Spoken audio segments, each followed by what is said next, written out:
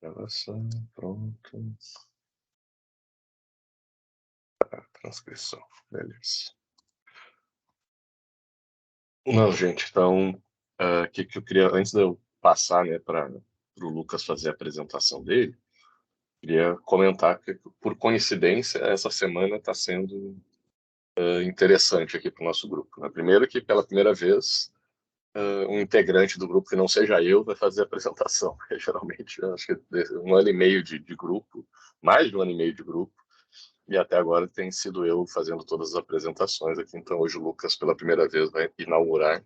Espero a primeira de muitas apresentações feitas aí pelos demais integrantes do grupo. E, juntamente com isso, uma coincidência total, aí, nada programado, né, recebi a notícia essa semana de que finalmente fomos cadastrados no diretório do CNPq de grupos de pesquisa. O que isso significa? Bom, por um lado, significa, primeiro, né, que a gente tem uma formalização, né, que a gente sempre teve pendente aí, do nosso grupo, de ter um registro oficial. Por exemplo, tem vários editais aí que, quando pedem, né, participação em grupo de pesquisa, colocam como requisito, né, que seja a participação, né, no meu caso aqui como líder de grupo de pesquisa, seja na participação como vocês, de pesquisadores ou estudantes, né, às vezes se pede que o grupo esteja devidamente cadastrado nesse diretório do CNPq, que é onde, né, o governo brasileiro reconhece, ó, esses são os grupos de pesquisa oficiais aqui que a gente tem em andamento no Brasil. Bom, então, a partir dessa semana agora, né, na verdade da semana passada, a gente já está oficialmente cadastrado lá no diretório do CNPq. Qualquer pessoa no Brasil que entrar lá no diretório, que é onde a gente deve fazer isso, né, para pesquisar grupos de pesquisa, vai encontrar nosso grupo já com um novo nome, né, com o Direito em Evidências. Eu ainda não fiz a descrição dele, né, e só comecei cadastrando lá os professores, eu e os professores, né, os demais professores estavam no grupo para fazer o teste, eles iam receber ou não, né, os avisos. Aparentemente está tudo funcionando já, tá? E eu vou agora, a partir desse final de semana, ao longo da semana que vem, aos poucos cadastrando vocês, porque para mim dá um trabalhinho, eu tenho que achar, eu tenho que botar o nome completo de vocês, né? As pessoas que não são que nem eu, assim, que tem um nome muito estranho, né? Às vezes tem, né? Às vezes não, direto tem pessoas com nomes parecidos, né? Ou às vezes até iguais, e aí eu tenho que ir entrando nos currículos para ver quem é quem, para achar certinho o currículo, e não me deixam botar só o link, né, dos currículos que vocês já me mandam. E aí então é um trabalhinho que para mim aqui vai dar um pouco de trabalho, mas justamente vai ser um trabalho que vai evitar o retrabalho de vocês. Porque até então, cada um de nós tinha que entrar lá no Lattes e cadastrar manualmente todas as informações do grupo, achar também essas pessoas, né, indicar o nome das pessoas, uma por uma, para poder também estar com as informações completas do grupo. A partir de agora, isso não vai mais ser necessário, porque eu vou cadastrando vocês toda vez que entrar uma pessoa no grupo, ou agora, no caso de vocês aí que já estão no grupo, né, há algum tempo, assim que eu cadastrar vocês, vocês vão receber lá no Lattes de vocês, né, um avisozinho dizendo, ó, o professor Maurício está dizendo que vocês são estudantes ou pesquisadores lá do grupo de pesquisa dele. Vocês confirmam ou não confirmam? Quando vocês confirmarem, eu não sei direito como é que aparece, tá? Em onde aparece e como que aparece a pergunta. Mas depois a gente vai descobrindo isso juntos. E aí, quando vocês confirmarem, isso já vai aparecer, já vai importar diretamente todas as informações do grupo de pesquisa, né? Nome, né, objetivos, tudo, descrição, e principalmente todos os integrantes, né, publicações e tal, que são informações que eu vou alimentando por aqui. Então, vocês vão estar sempre com as informações atualizadas do grupo de pesquisa, sem precisar cadastrar nada. Tá? E também já fica, né, não, é diferente da outra forma, que manualmente a gente bota o que a gente quiser no nosso Lattes, né? Pode botar lá que ganhou o prêmio Nobel, né? O Lattes não verifica isso.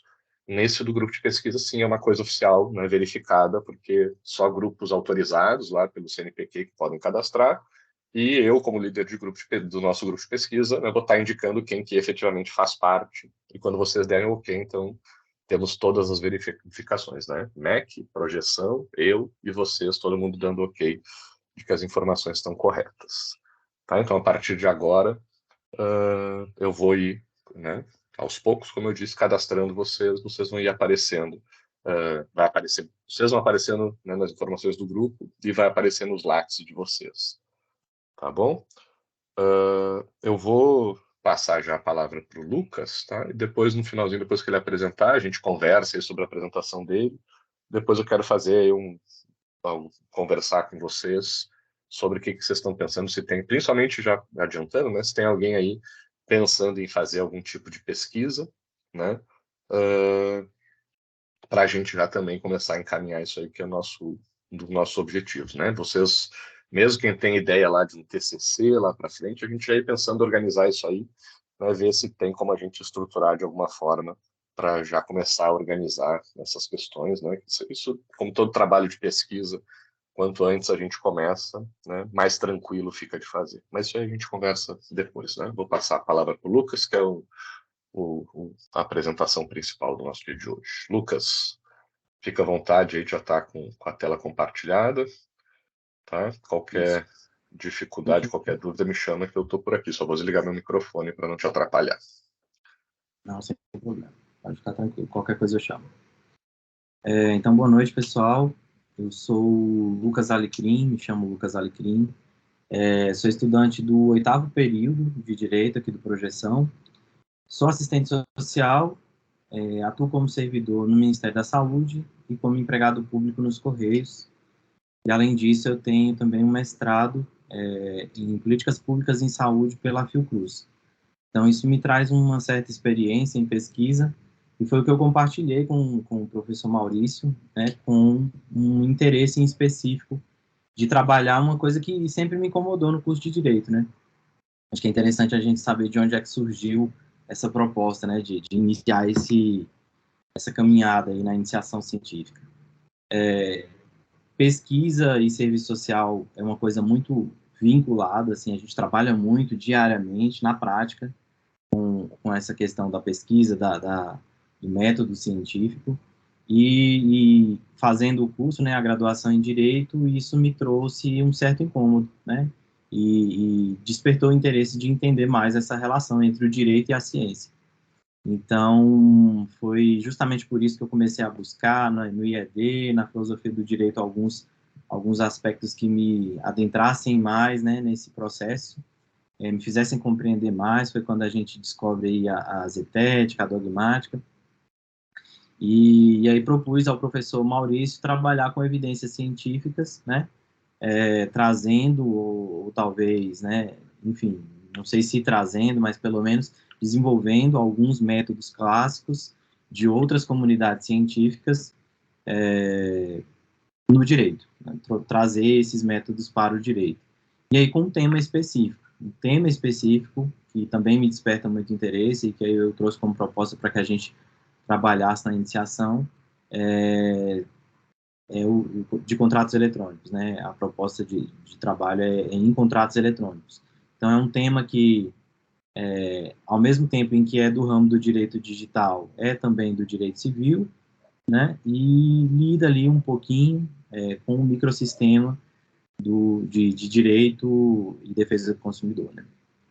Então, acho que é um tema super atual também, muito relacionado com o nosso dia a dia, com a realidade atual. Inclusive, no meu TCC eu tenho pensado em desenvolver algo paralelo, né, muito vinculado a essa proposta do que a gente já está construindo aqui na iniciação científica. Então, é interessante vocês identificarem primeiro esse aspecto aí, né, desse processo.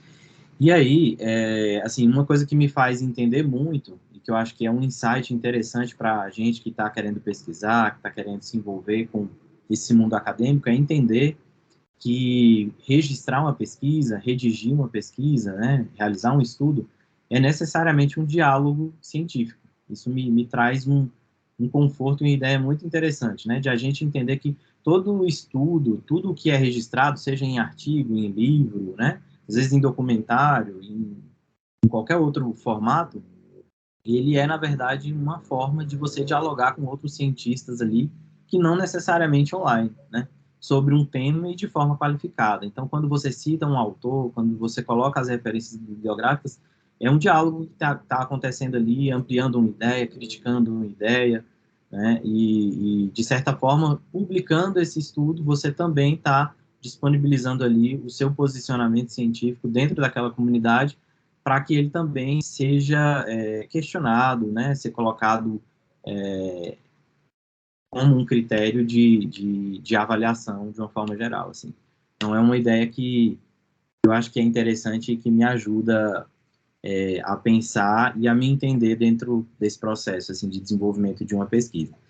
E aí, a partir dessas perspectivas é que eu busquei trabalhar com revisões de literatura, inclusive a minha dissertação de mestrado foi uma, né, antes de a gente adentrar aqui na apresentação, inclusive, do texto que trata desse assunto, eu coloquei aqui na segunda aba um livro que foi fruto da minha dissertação de mestrado, acho que tá dando para ver agora, né?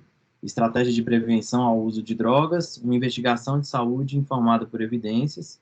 Esse livro, ele é fruto desse estudo, da dissertação, e que foi trabalhado numa revisão sistemática. É uma proposta de revisão sistemática. Inclusive, está disponível aí no site dessa editora, Editora FI, para baixar, tá? Então, quem quiser, fica à vontade aí. É um pouquinho mais voltado para a área de saúde, mas acho que é interessante para a gente poder enfim, conhecer, né, métodos aí, acho que é um processo legal. E aí a proposta que eu trouxe, então, para que a gente fizesse esse momento, seria uma apresentação em que combinássemos um texto que trouxesse uma reflexão específica sobre esses métodos de revisão, somado à estrutura do meu projeto de pesquisa, né, que está sendo desenvolvido na iniciação científica, e a gente vai falar um pouco das fases e de como é que ele tem sido desenvolvido, assim, mas de uma forma muito, muito rápida também, né.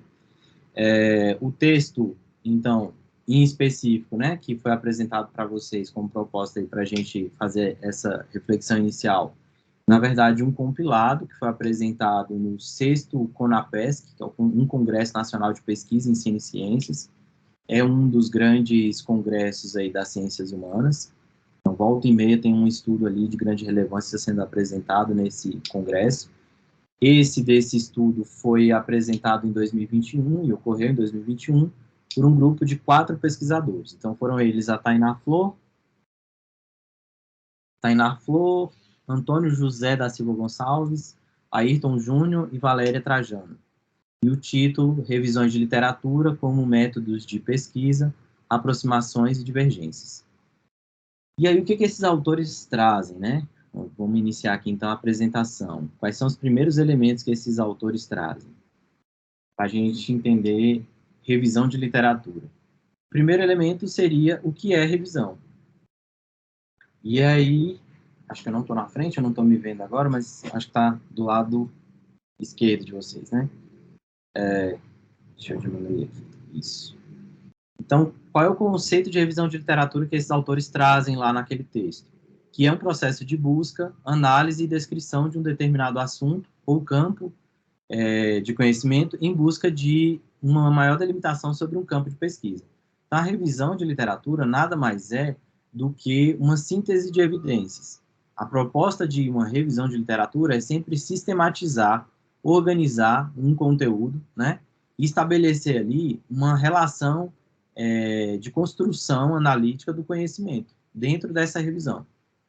E aí, o que esses autores apresentam, inclusive, como literatura, né? A gente acha que a literatura, geralmente, está, principalmente no direito, está relacionada ao que está previsto ali, enquanto teoria, nas doutrinas. E aí, esses autores trazem, né, e isso também é algo que se replica no direito, que literatura são livros, artigos, TCCs, pôsteres, trabalhos apresentados em eventos acadêmicos, relatórios governamentais, leis, portarias, registros históricos e outros materiais que podem estar em outros formatos, como, por exemplo, um documentário em vídeo, né, ou algum tipo de áudio. A grande característica dessa literatura é ter a sinalização científica, né, é ter o registro do método científico. E como o professor Maurício trouxe, né, nos outros encontros, nos encontros anteriores que tivemos, está relacionado ali à replicação, ao falseamento, né, por meio do método, daquele processo de construção da pesquisa, daquele estudo. E aí algo que está muito relacionado a essa revisão de literatura, principalmente nos tempos atuais, são as tecnologias, né? O nosso mundo atual, esse mundo da informação, né? Do digital. E o que, inclusive, esses autores ressaltam é que o avanço tecnológico influenciou em grande escala a produção científica e se tornou exponencial em vários campos. E aí as perguntas que se faz, e que é um desafio a essas revisões de literatura, são: como conhecer o que está sendo produzido?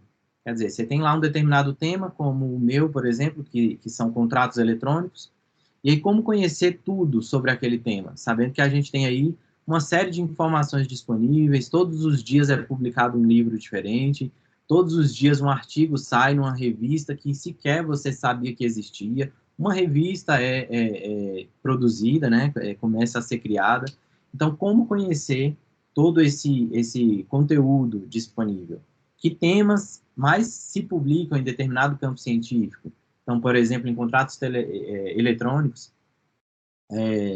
o que mais se publica relacionado a contratos eletrônicos está relacionado ao direito digital, ao direito civil, né, à defesa do consumidor, ao direito do consumidor.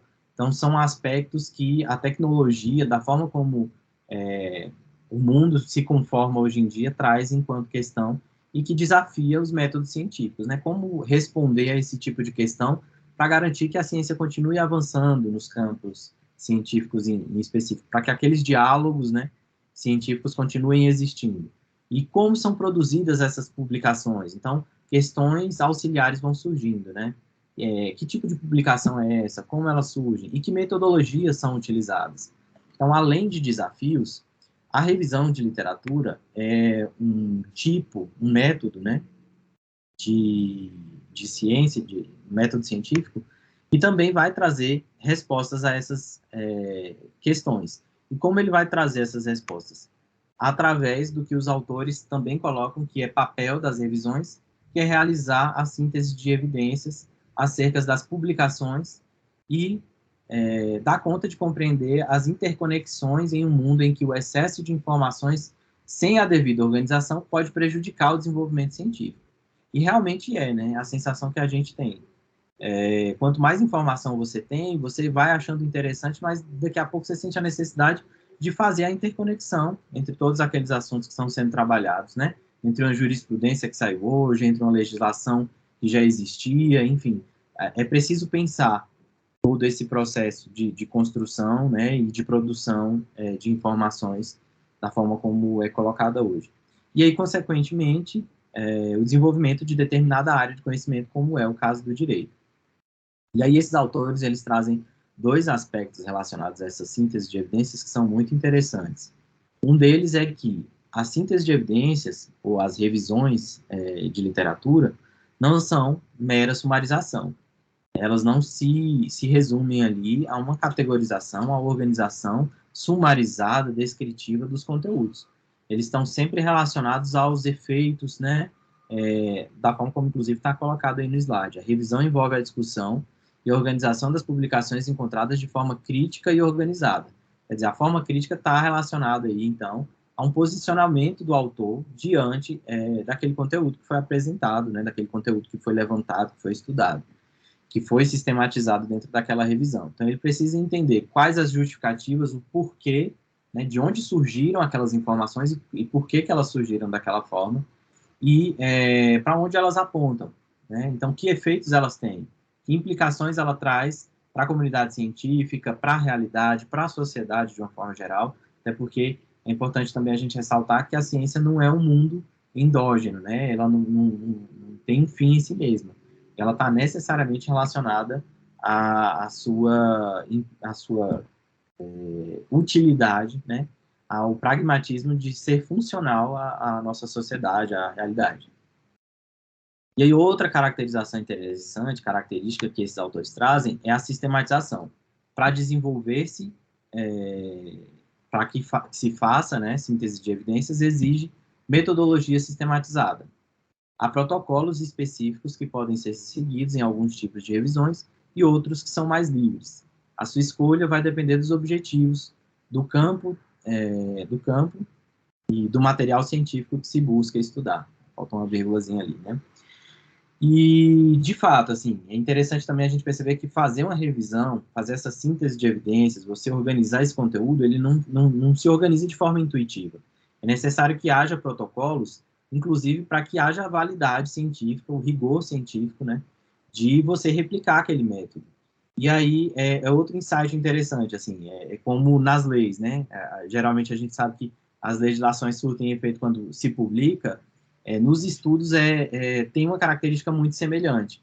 A publicação ela é muito rigorosa nas revistas, né, nessas publicações científicas, e aí quanto mais famosa, né, uma Science da vida, né, que é um grande exemplo, ela é muito rigorosa na publicação, porque aquele conhecimento ali se torna validado, né, além de ele estar registrado como uma publicação de determinado autor, ele se torna validado para aquela comunidade científica, sob responsabilidade daquela revista, né, daquele livro. Então, é uma característica interessante e que você encontra nas revisões de literatura. Elas precisam ser publicadas e, para serem publicadas, serão validadas por aqueles órgãos de publicação. E aí, para que isso ocorra, né, de forma replicável, legitimada, é importante que se siga determinado protocolo. Até nessas revisões que são mais livres, que inclusive é uma característica do que a gente encontra no direito, né, desenvolvendo esse estudo e procurando conteúdo sobre, até fiz algumas buscas relacionadas às revisões, encontrei algumas revisões no direito, mas, de fato, elas não apresentavam ali o método científico, né, não apresentavam algumas características que são essenciais numa revisão de literatura, mas aí, aos poucos, inclusive, esses autores também lançam luz sobre isso e vão falar que essas são as revisões mais livres, são aquelas que não têm ali um rigor científico tão grande relacionado ao método, mas que está relacionado à opinião, ao posicionamento do autor. E aí o rigor está relacionado a essa característica. E aí a gente vê isso muito presente no direito, né? E então, esses autores, a partir desse referencial teórico, desses esclarecimentos, trazem os resultados e a discussão. E aí vocês vão ver que a própria estrutura do artigo deles está relacionada a uma espécie de revisão, embora eles não apresentem dessa forma. Mas uma das discussões que eles trazem é a relação ou a diferença entre estado de conhecimento e estado da arte. Então, o que é o estado de conhecimento?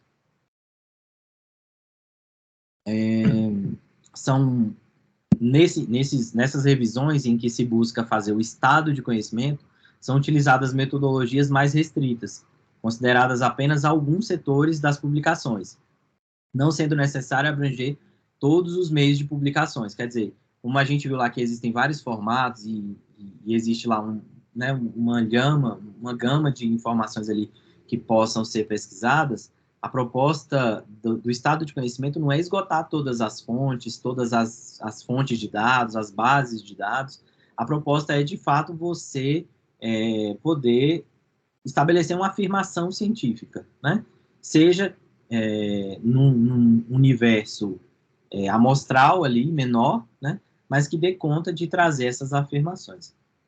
E aí é necessário aprofundar nesse processo de estado de conhecimento uma literatura específica, um panorama de dados que são valorizados e desvalorizados, identificando referenciais teóricos.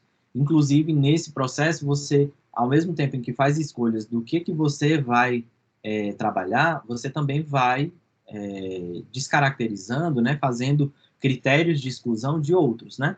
Como é o caso do meu, por exemplo, em contratos eletrônicos, a gente tem muito essa característica de estabelecer alguns critérios do que vai entrar no estudo e daquilo que vai sair. E aí, claro que isso também é um processo natural dentro da pesquisa científica, que é a delimitação do tema, né?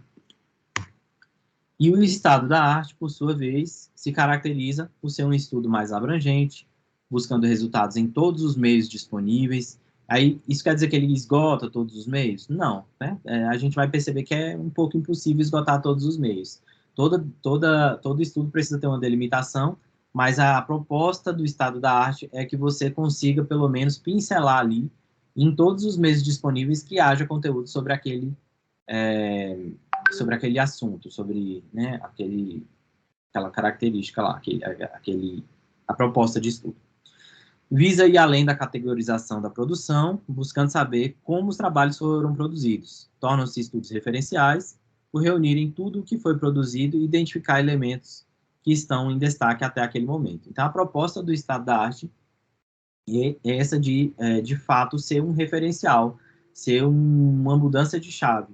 São estudos que geralmente são feitos por meio de dissertações, teses, né, e que são, inclusive, financiadas por órgãos oficiais, né, o próprio CNPq, o IPEA também acaba desenvolvendo, a nível de governo aí, um estudo, né, enfim, uma proposta de trabalho interessante para que estados da arte sejam feitas e que sejam referenciais. Justamente porque, voltando lá, né, aquelas análises iniciais da relação entre a revisão e a tecnologia, a gente vê que existe um excesso de informação e as coisas mudam muito rápido.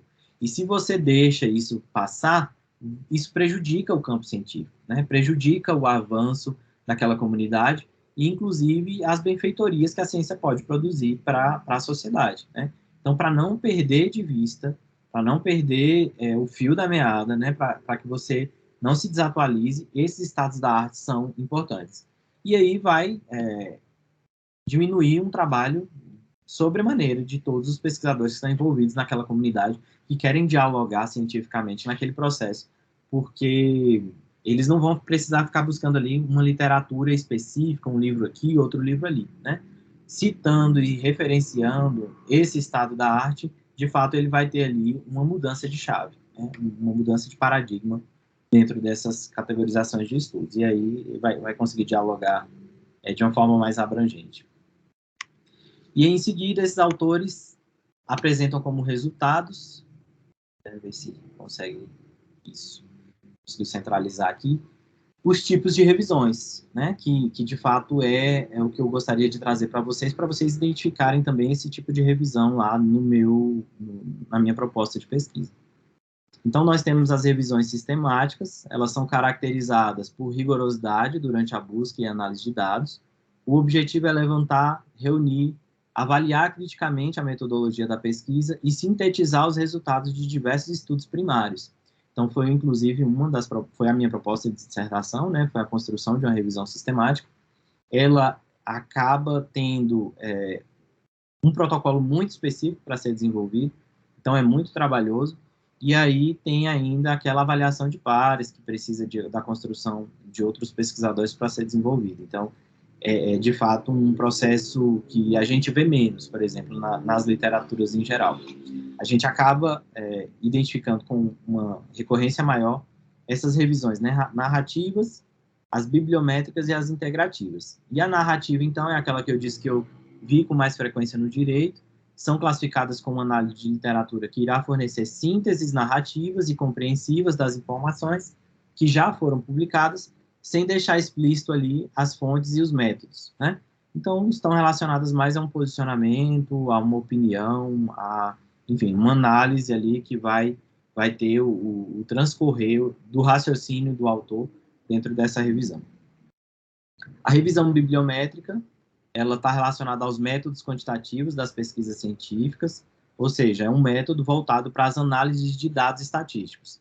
Mas, do contrário do que a gente, né, ao contrário do que a gente pode pensar, que de fato esse é um método quantitativo e por isso ele não é utilizado nas ciências humanas, a gente, inclusive, precisa muito quebrar essa barreira com relação à utilidade dos métodos quantitativos, e aí acho que o direito também, né, traz essa característica de que uma revisão bibliométrica, por exemplo, né, até na própria configuração do termo aí, métrica significa dados, né, e bibliometria, papel, o livro em si, a bibliografia em si. Então, são métricas relacionadas à produção científica, né, naquele meio.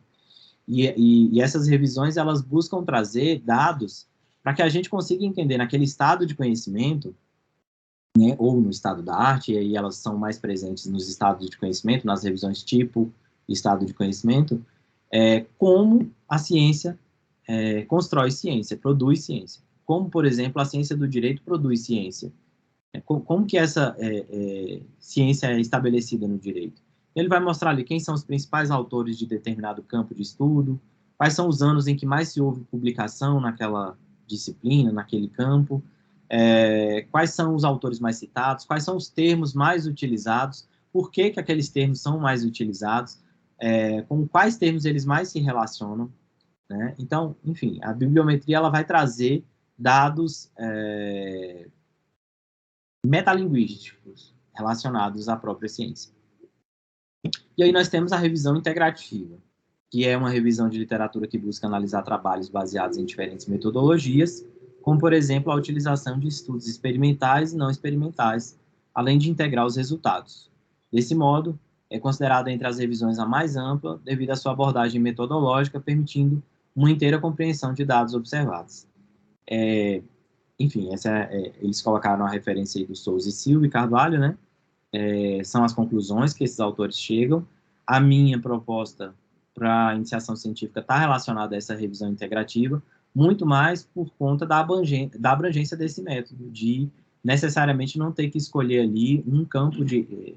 Claro, se escolhe um campo de pesquisa, mas um tipo, um formato específico de material para se trabalhar, né? Mas que a gente tivesse a abrangência, o critério, o protocolo necessário para ser validado, legitimado na comunidade científica do direito,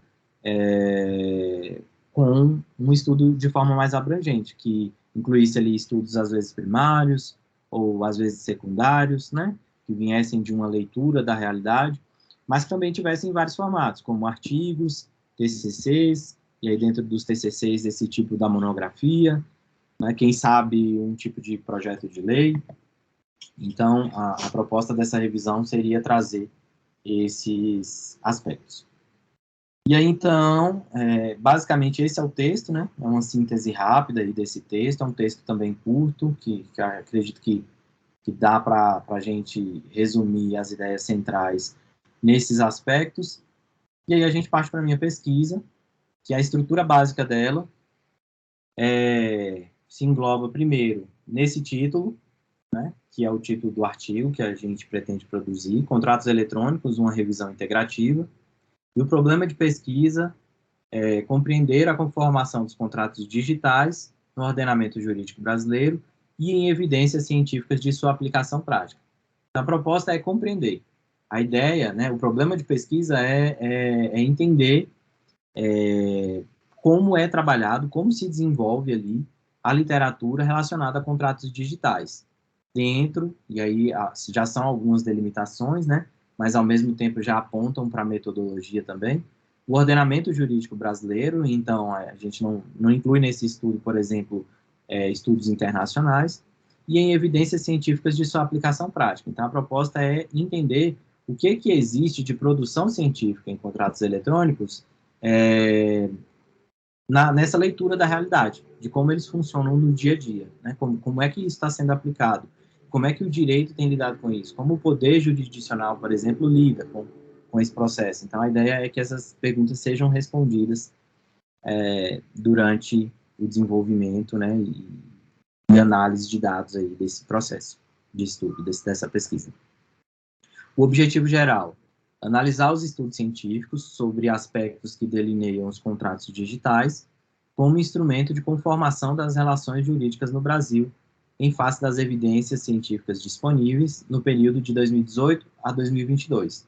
Então, o que a gente tem aqui? Que a proposta, né, o objetivo geral desse estudo é analisar os estudos científicos com a delimitação de que são os contratos digitais, né, que conformam relações no Brasil, as relações jurídicas, né, como é que se dão os negócios jurídicos no Brasil, desde que esses negócios sejam tratados por meio de contratos digitais.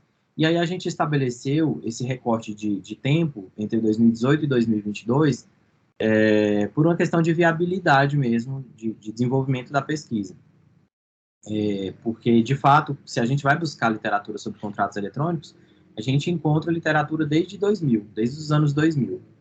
Né? Não só em uma base, mas em várias outras bases de dados. Não só na que eu fiz a pesquisa que foi a da CAPES, né? Mas a proposta de colocar esse período foi intencional para tentar entender como que se dá essas publicações, as preocupações, né? O que se coloca como evidência na literatura de contratos digitais antes da pandemia, e aí a gente tem esse período anterior aí, né, que talvez retome esse processo mais das primeiras décadas do século XXI, a primeira década ali. E durante a pandemia, como se deu essa negociação por contratos digitais durante esse processo, e posterior a isso também. E aí, na justificativa, então, a justificativa de construção desse estudo, né, seria contribuir para o preenchimento de uma lacuna de estudos que sistematizam os fundamentos científicos dos contratos digitais como mecanismos das relações jurídicas. E aí, talvez a gente chegue mesmo a essa questão, porque foi algo que a gente debateu, né, o Maurício e eu, o professor Maurício, que é sobre essa lacuna de estudos, né? Existe mesmo essa lacuna de estudos, então, para que isso viesse como justificativa, eu precisei constatar que havia essa lacuna. E, de fato, há. Né? Quando a gente fala em uma literatura, né, em produções científicas que sistematizam dados, enfim, conteúdos sobre contratos digitais, isso, de fato, a gente tem com uma escassez grande. Assim, quando a gente reúne esses aspectos, de fato, a gente encontra ali uma lacuna. Então, a proposta é contribuir para isso, né? Não é preencher, a gente sabe que um estudo não tem o potencial de preencher, principalmente, né, um estudo que a gente sabe que está ali na iniciação científica, com um único pesquisador, então, acho que a gente tem que ter os pés no chão e entender também o quanto a gente pode contribuir, né, desenvolver, enfim, e, de fato, realizar dentro desse processo de construção de ciência. E aí, nos demais elementos, a gente tem os objetivos específicos e a metodologia. Nos específicos, então, que são etapas daquele objetivo geral lá. Identificar as características, categorias e concepções dos contratos digitais na doutrina e ordenamento jurídico brasileiro. Levantar, junto à literatura nacional, as evidências científicas apresentadas em publicações relacionadas aos contratos digitais ou conceitos sinônimos, e investigar aspectos jurídicos dos contratos digitais abordados em cada estudo selecionado e sua relação com as tecnologias. Hoje a gente já está até num ponto mais avançado, né, professor? Mas nessa época da construção do projeto de pesquisa, a gente tinha uma dúvida grande, inclusive também foi uma das reflexões que a gente fez, sobre qual era o conceito que deveríamos utilizar para tratar sobre esse assunto. Seria contrato eletrônico? Contrato digital? Vários autores, né, utilizam vários conceitos, inclusive contratos virtuais, contratos online, contratos via internet. Então, qual de fato seria o conceito que a gente adotaria ali como referencial teórico, inclusive, né? E aí daí a importância de a gente ter esse referencial teórico bem constituído para poder saber qual é a direção que o estudo aponta ali com relação a essas concepções preliminares. E a gente desenvolveu isso também de uma forma breve, até porque também é uma estrutura de artigo, mas a gente desenvolveu para tentar entender esse universo e saber qual de fato seria o conceito, né, e qual era o autor que de fato poderia ajudar e ser referencial a trabalhar esse objeto. Então, tudo é instrumentalizado para alcançar o objeto e os objetivos da pesquisa, né? E aí, como metodologia está atrelada a esses objetivos específicos como etapas, então, é a gente pensar que é um estudo qualitativo, de abordagem descritiva e com caráter exploratório, já que a proposta é compreender, né? Caracterizado como uma pesquisa teórica de revisão bibliográfica. E as etapas, né, que a gente configura como método, apresentar esse referencial teórico que identifica categorias, as letrinhas aqui, e concepções dos contratos digitais, delinear a estratégia de busca, definir as bases de dados, selecionar estudos, extração de dados, avaliar a qualidade metodológica, realizar a síntese de dados e realizar a análise de dados e, por fim, redigir o artigo, né? Então, são etapas ali que a gente vai desenvolvendo, elas não acontecem de forma separada, né? São sempre simultâneas e são dinâmicas, uma vai ajustando a outra, a gente pode ir ajustando também esse processo lá do projeto de pesquisa, e foi o que veio acontecendo durante esse processo, então por isso que é um processo muito rico. Eu entendo quando o professor traz no grupo de pesquisa a proposta de construção, porque, de fato, quando você passa a ir fazendo esses estudos, você aprende a produzir um estudo, né, um artigo, um texto, a partir de uma metodologia científica mesmo. Não tem como não aprender, né? Precisa passar por esses métodos, assim. E aí, como exemplo de como a gente iniciou esse desenvolvimento, após ter identificado lá o objeto de pesquisa, eu trouxe aqui a estratégia de busca. Como que eu fiz essa... Que estratégia foi utilizada para fazer a estratégia de busca? Então, assim, primeira coisa que a gente faz é identificar, né, dentro do referencial teórico lá, quais são os termos que mais, de fato, se estabelecem como sinônimos, e aí, de fato, muitos autores trabalham esses termos, embora a gente tenha adotado contratos eletrônicos, por ser o termo mais abrangente, para buscar literatura em uma base de dados, a gente precisaria utilizar todos esses termos, porque a gente não sabe o quanto os estudos foram produzidos por um termo e não por outro. E aí correria o risco de esses estudos algum estudo ficar de fora, dentro dessa base de dados. Então, para que a gente tivesse ali uma abrangência maior, né, e que conseguisse, de fato, fazer a assertiva científica de que, olha, nesse espaço amostral, a gente conseguiu esgotar esse conteúdo sobre contratos eletrônicos, então é preciso fazer essa estratégia de busca. Você registrar quais são as palavras-chave mais utilizadas dentro desses artigos. Então, é outra coisa interessante, né? Aquelas palavras-chave que a gente utiliza nos artigos, elas não são desnecessárias, elas são endereços que a gente utiliza para encontrar artigos em bases de dados específicas, né? Às vezes até em revistas, né? A própria revista tem ali a sua plataforma de busca. Então, essas palavras-chave, não é à toa que o nome é chave mesmo, né? Você usa como chave para encontrar o artigo. E aí a ideia, então, é fazer ali um relacionamento entre essas palavras-chave, e aí a plataforma, a base de dados que eu escolhi, porque de fato era aquela que tem também justificativa sobre isso, né, no artigo, acho que aumentou aqui, né, isso. A que foi escolhida foi a da CAPES, a plataforma CAPES, porque de fato ela trouxe um maior número de artigos e aqueles relacionados de fato ao objetivo da pesquisa. E aí eu precisei aprender a metodologia de busca avançada da plataforma CAPES e tentar entender, né, que termos são esses, como eles utilizam, como eles relacionam os termos, para eu poder fazer aquela amostra lá e conseguir de fato confirmar as assertivas que gostaria de fazer na pesquisa, né? Então, aqui eles usam conectores booleanos, nada mais é do que o e e o ou, enquanto o e, ele soma termos que são colocados. Então, por exemplo, se você coloca aqui qualquer campo, isso quer dizer que vai estar tanto no título, no resumo ou no conteúdo do artigo em geral. Deve conter o termo contratos eletrônicos, e aí aqui você coloca conceito abrangente, né? Em algumas plataformas, por exemplo, você tem que colocar contratos e eletrônicos, colocar em outro lugar. E aí o E aqui, ele vai diminuir o número de termos, né, de estudos que você vai achar, porque ele vai encontrar artigos, estudos que tenham contratos eletrônicos e qualquer campo que contenha outro termo. Por exemplo, contratos digitais. Então, aquele artigo vai ter que ter os dois termos. Então, você reduz o número de estudos que tenham aqueles dois termos. Então, enfim, é o tipo de metodologia que é utilizada, né, para construir esse estudo, para buscar. E, em seguida, a gente vai para o fluxograma de seleção de estudos. Depois que você encontra todos aqueles estudos, você precisa identificar, né, é uma identificação. E aí, na identificação, por exemplo, no meu estudo eu encontrei 530 artigos em geral. E aí, aos poucos, você vai fazendo o refinamento. Aqui do cantinho, ó, vocês vão ver que são estruturas de refinamento ali, de triagem desses artigos.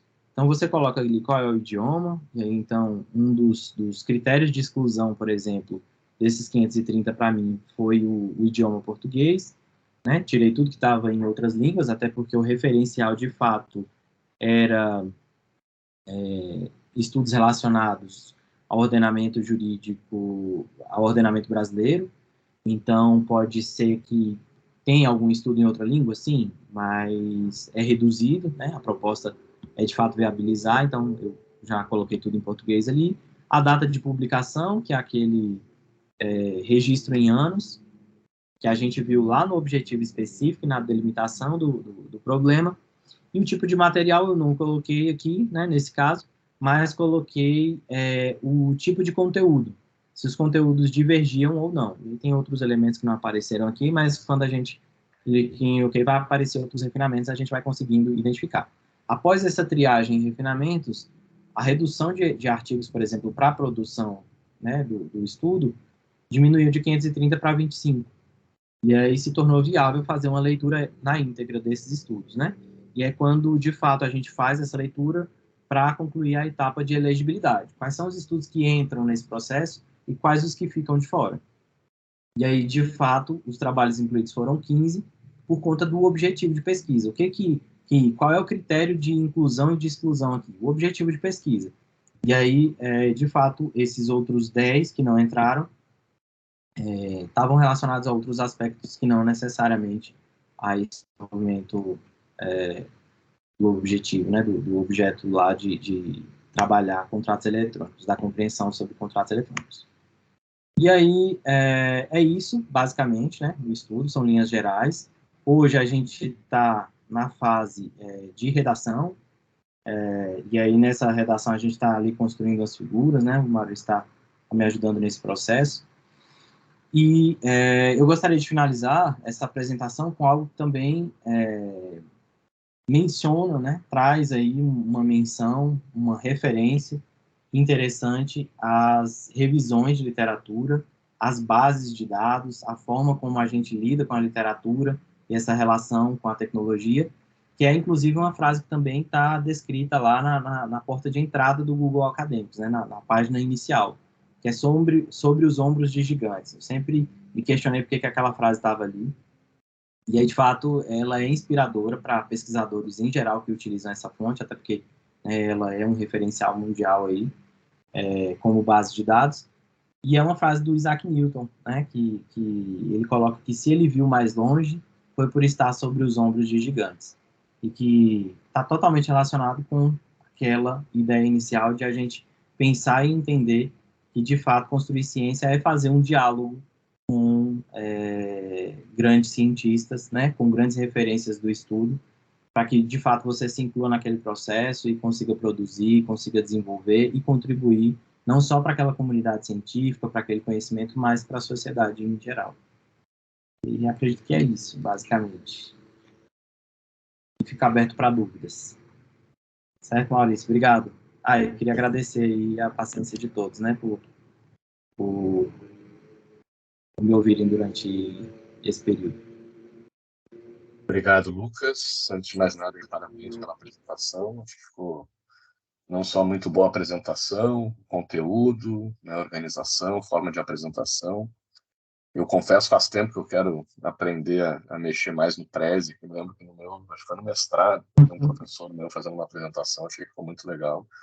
E realmente bem mais interessante do que slides de PowerPoint.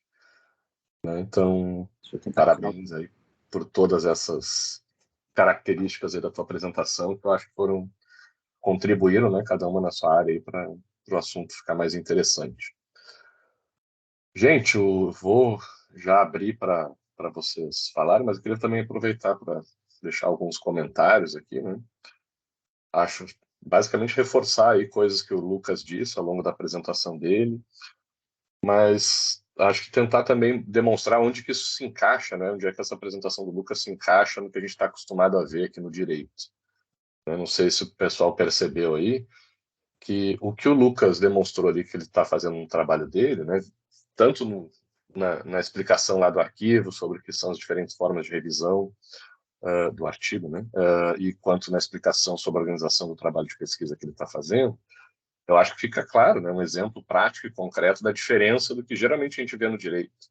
Eu, como eu já estou orientando aí alguns semestres, vejo isso muito, muito, muito, que é o que? A pessoa escolher um tema e aí faz a pesquisa, né? O que a gente ainda tenta, né, os orientadoras tentam é estimular vocês, né, forçar vocês a fazerem pesquisas lá no Google Acadêmico, que já é uma evolução, porque eu acho que se deixassem soltos, né, se a gente não tivesse uma orientação nesse sentido, o pessoal faria alguma pesquisa no Google mesmo, sei lá, né, talvez nem isso, né? E mesmo assim, mesmo, né, estimulando os alunos a fazerem pesquisa no Google Acadêmico, ainda é uma coisa muito comum de se fazer pesquisa solta. Bota lá os termos né, que estão interessados, vê se encaixa mais ou menos no que a pessoa está querendo falar, e aí usa. Só que quando a gente faz isso, quando a gente, mesmo usando o Google Acadêmico, quando a gente pesquisa termos lá e sai, né, escrevendo o nosso artigo, nosso TCC, sei lá que formato tiver, com base no que a gente encontrou no Google Acadêmico, a gente não tem noção do que aquilo representa no universo daquele assunto, né? A gente não sabe se a gente está pegando um artigo, um TCC, seja lá o que for, que tratou o assunto de uma maneira totalmente atípica, diferente dos demais, uma exceção na regra, totalmente diferente, né? Mas às vezes foi o primeiro que a gente achou, né? Ou foi aquilo que apareceu ali para nossa frente, ou às vezes, né, também tem a coisa mais de servir para aquilo que, né, para a perspectiva que o aluno está querendo dar para o seu trabalho.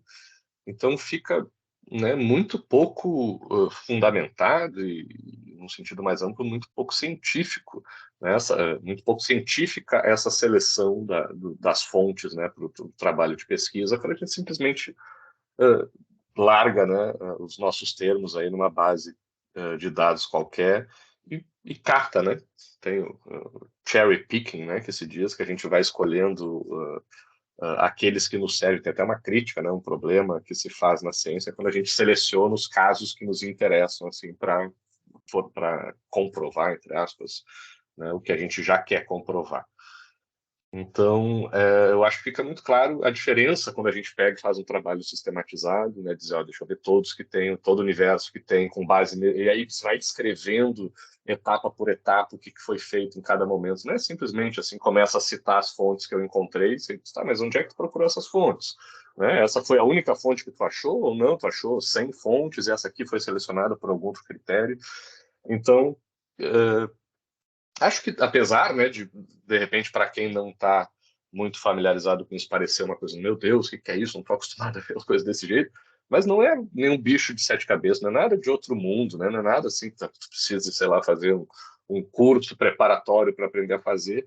Claro, né? Tem técnicas envolvidas, tem uma prática ali que a gente vai desenvolvendo com o uso, mas é um aprimoramento no uso de ferramentas de pesquisa que, sinceramente, o que o Lucas explicou ali, que ele fez no repositório ali da CAPES, são as mesmas ferramentas que se usam no Google, por exemplo. Quando a gente vai fazer uma pesquisa no Google normal. Só que, não sei, a maioria das pessoas acha que não costuma usar, mas tem, né? Acho que no Google é capaz de ter mais ainda ferramentas, né? Porque tem vários recortes ali que a gente pode fazer para aprimorar a nossa pesquisa.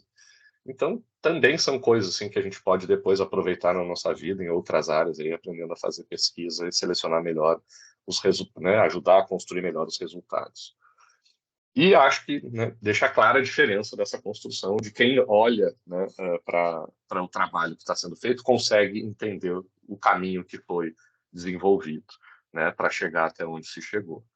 E eu acho que, voltando ali ao texto que o Lucas indicou para a gente ler, né, acho que o texto deixa também muito bom, também gostei do texto, né, acho que ele é bem direto, bem objetivo para demonstrar isso, e ficou claro ali também quando falava, né, das revisões narrativas, né, como isso está dizendo, ó, a revisão narrativa não tem muito método, não tem explicação do método, e imagino eu, pelo menos aqui mais para a área do direito, na grande maioria dos casos, é porque não tem método mesmo, é porque foi essa escolha aleatória, ou sei lá, até às vezes tendenciosa das fontes, né? Então, é isso que traz cientificidade, né? A gente está tendo agora, já para encerrar aqui, acho que tem algumas discussões que... Encerrar minha fala, né? Tem algumas discussões que apareceram aí nas últimas semanas, eu tenho visto, né?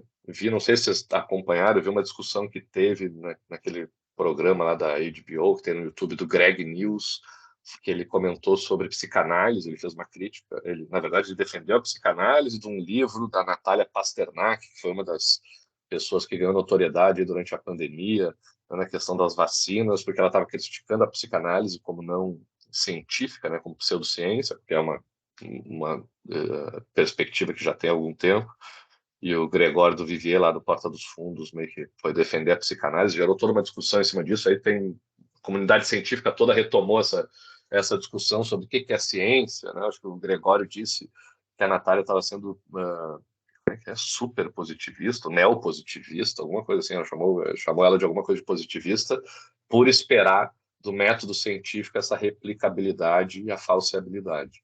E aí eu estava vendo essa semana agora, tem um artigo que foi, isso já tem um tempo também, mas eu vi também o pessoal comentando agora de novo, né? Eu tinha visto um pessoal de fora do Brasil comentando isso, agora eu vi já um pessoal no Brasil comentando esse artigo, que os caras fizeram um estudo explicando metodologicamente o porquê que a grande maioria dos estudos publicados por revistas científicas, né, estão equivocados, né? Basicamente isso. Então, é uma autocrítica dentro da ciência, né?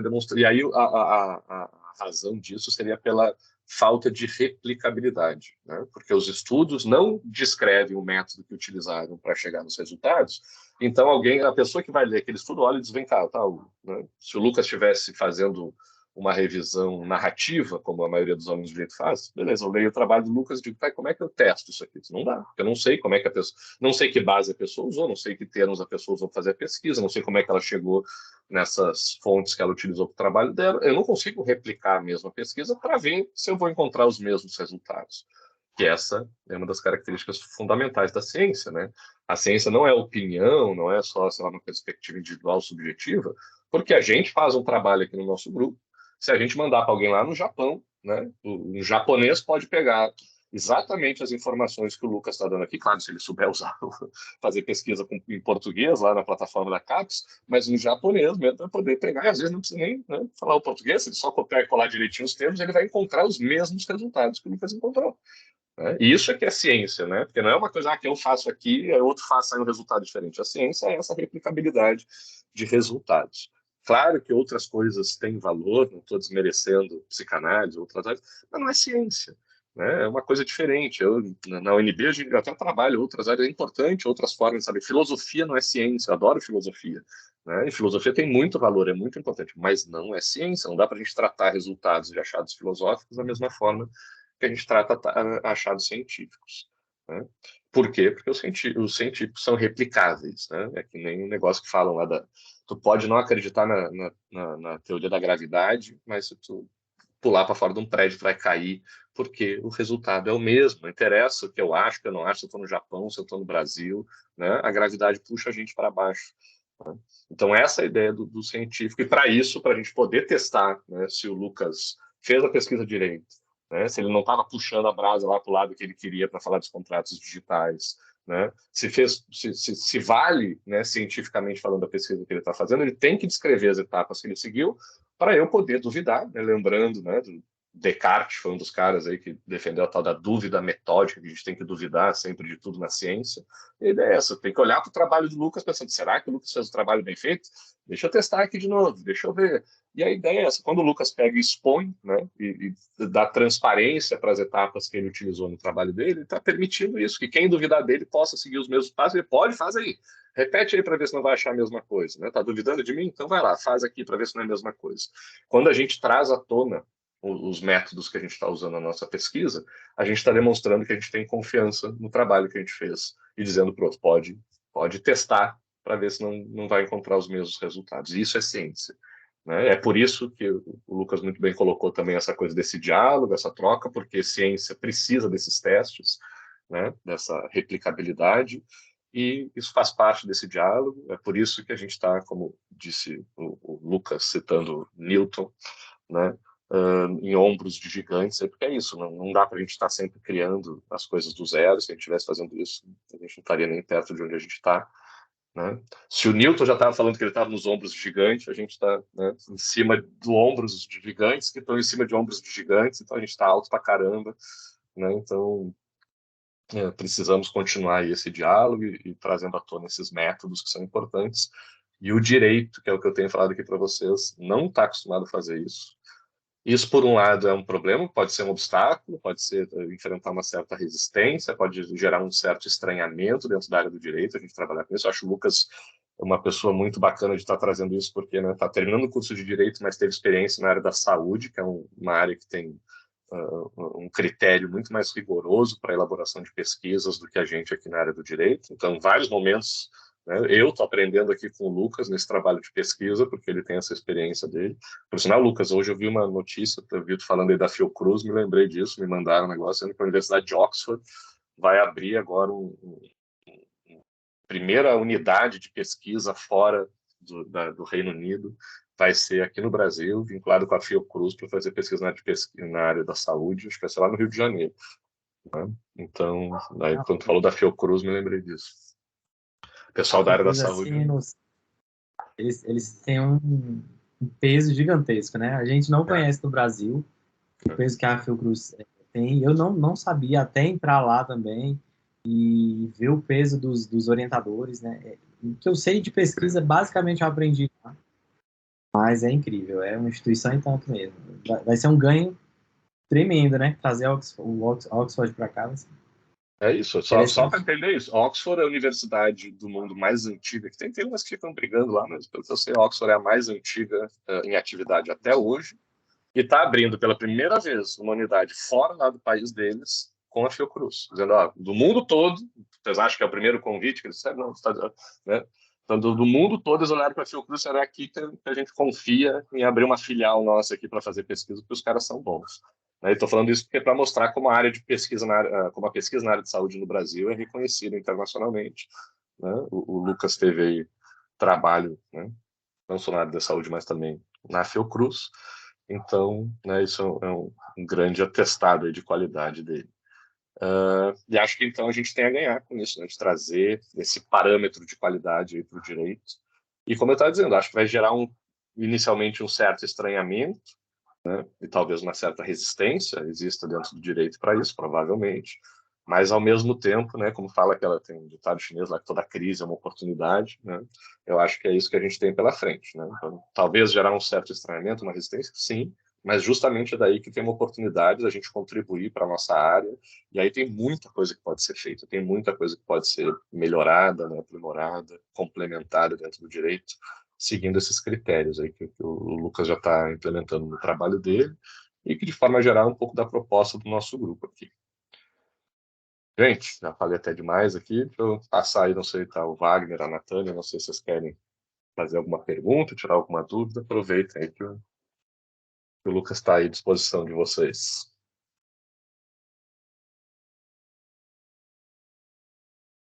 E depois, né, eu vou querer ver também aquela questão, mas eu vou ver se eu boto lá no grupo também, né, começar a fazer um levantamento de quem quer tocar, começar a pensar, né, pesquisas. Já vi gente que veio me perguntar, não lembro onde é que foi, mas teve umas 2, 3 pessoas que vieram me procurar dizendo, olha, eu quero fazer uma pesquisa em tal área, mas não tem orientador, não sei com quem falar.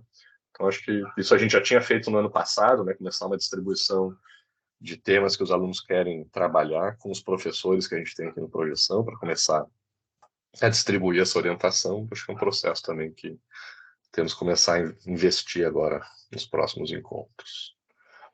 Nada aí, Wagner ou Natane? Ficou clara a apresentação? Lucas, quer falar alguma coisa ainda aí? Quer complementar? Então, por mim, tranquilo. Tá tranquilo. Beleza. Wagner está escrevendo aqui, vamos ver o que ele vai falar. Tudo certo? Beleza, então, gente. Lucas, parabéns pela apresentação, né? Parabéns pelo trabalho. Já te elogiei aí no privado, agora publicamente, né? Acho que o Lucas foi uma grata surpresa aí, né?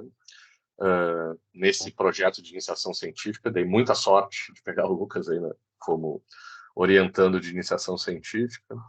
Não só pela qualidade, como eu já falei, né, não só pela qualidade do trabalho que a gente está conseguindo desenvolver, como também, né, tenho aprendido bastante com ele nesse processo, né, que está sendo muito interessante, muito enriquecedor. Eu tenho certeza que vai ajudar bastante, vai ser uma ótima referência, e acho que um ponto de partida muito sólido, né, tanto para o nosso grupo aqui, quanto para as pesquisas no Projeção. Espero que a gente consiga influenciar bastante aí próximas pesquisas. Legal, legal. Gente, já que não temos dúvidas, acho que vamos encerrando por aqui, então. Pode ser, Lucas? Tem mais alguma coisa? Pode? Tá tranquilo. É isso aí. Maravilha. Então, parabéns aí pela Obrigado por tudo. apresentação, Lucas. Continuamos falando aí, tocando esse projeto e Perfeito. pensando aí em novas aplicações aí. Se tiver também, né, a gente pode pensar, acho que, né, a professora Cláudia, né, lá da CAP, tem conversado comigo sobre, ela quer fazer seminários de apresentação aí dos resultados do grupo de pesquisa. Vamos fazer uma edição especial lá da revista do Projeção para apresentar as produções que estão sendo feitas nessas iniciativas aí de iniciação científica, dos grupos de pesquisa. Certamente o trabalho do Lucas vai entrar aí também nesses materiais. Aí vamos pensando aí que mais que a gente vai desdobrando aí para dar mais visibilidade para os resultados que a gente está encontrando aí nesses trabalhos. Parabéns, Lucas. Obrigado pela apresentação. Obrigado para o pessoal que esteve aí presente. E seguimos em contato aí pelo WhatsApp, trocando informações para falar sobre os nossos próximos encontros. Boa noite, pessoal. Perfeito. Obrigado a todos. Até mais. Até mais. Boa noite.